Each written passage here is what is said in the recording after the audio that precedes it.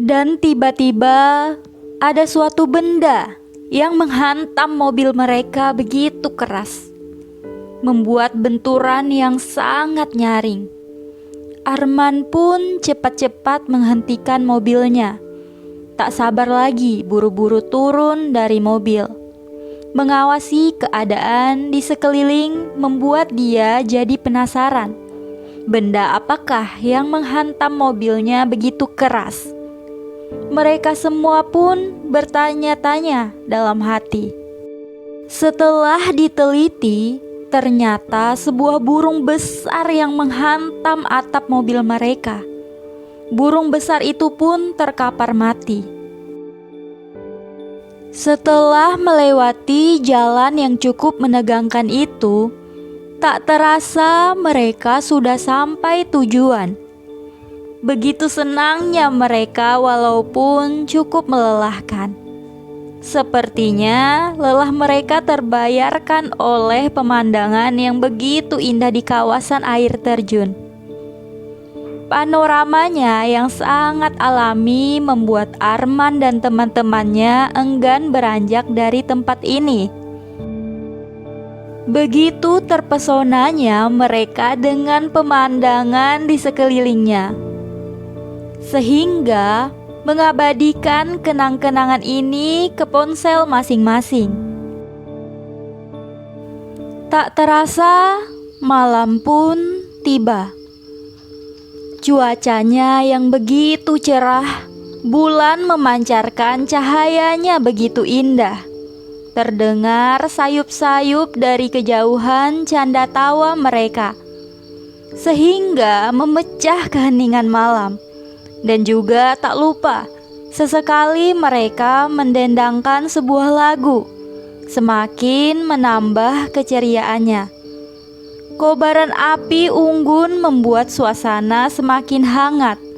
Sepertinya malam itu menjadi malam yang begitu indah oleh Arman dan teman-temannya. Menambah daftar panjang kenang-kenangan kebersamaan mereka yang tak terlupakan. Malam pun semakin larut, tak terasa mata mereka udah mulai berat. Sepertinya sudah dilanda ngantuk. Mereka pun memutuskan untuk tidur dan beristirahat. Setelah terlelap begitu lama, mereka pun terbangun dikejutkan oleh suara kicauan burung yang bersahut-sahutan. Dan mereka semua beranjak keluar dari tenda untuk menikmati cuaca pagi yang begitu cerah dan sejuk. Matahari memancarkan cahayanya yang cukup indah, seolah-olah menyambut kedatangan mereka. Betapa sempurnanya tempat ini, ucap Dini terkagum-kagum. Tak begitu lama mereka pun sepakat untuk mandi di aliran sungai air terjun. Dari tempat tenda mereka tak terlalu jauh, cuma beberapa menit untuk mencapai ke sana. Dan setibanya di air terjun, mereka pun sudah tidak sabar lagi buru-buru bergegas menuju air untuk bisa menikmati sejuknya air itu. Begitu nyaringnya suara gemuruh dan gemercik air membuat mereka berbicara harus berteriak-teriak, sehingga membuat Arman menumpahkan kata-kata kasar yang tidak wajar diucapkan, yang dianggapnya cuma candaan. Maklum, mereka kan anak-anak kota yang tidak percaya dengan hal-hal yang dianggap tabu. Apalagi kebiasaan Arman memang ceplas-ceplos. Setelah puas dengan menikmati mandi di air terjun, mereka pun beranjak pergi menuju tenda. Di perjalanan pulang inilah mereka dikejutkan oleh suara desisan di balik bongkahan batu yang begitu nyaring. Mereka menghentikan langkahnya. Tak begitu lama, muncullah sesosok benda hitam legam melintasi jalan. Rupanya seekor ular yang cukup besar yang sedang lewat, membuat mereka ketakutan. Sehingga Arman bertindak. Dia buru-buru mengambil sepotong kayu untuk memukul kepala ular tersebut.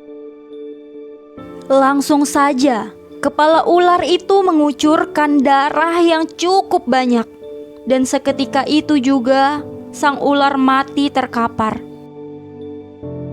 Dengan wajah pucat, mereka berlari menuju tenda. Setelah sampai di tenda, mereka bertemu dengan seorang kakek yang sedang lewat. Rupanya, sang kakek ini sedang mencari kayu bakar di sekitar hutan ini. Dengan ramahnya, mereka menyapa sang kakek. Sang kakek pun menjawab sapaan mereka.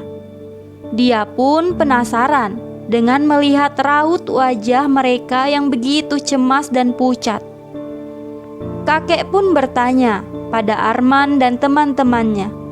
Mereka pun menjelaskan kejadian yang mereka alami tadi.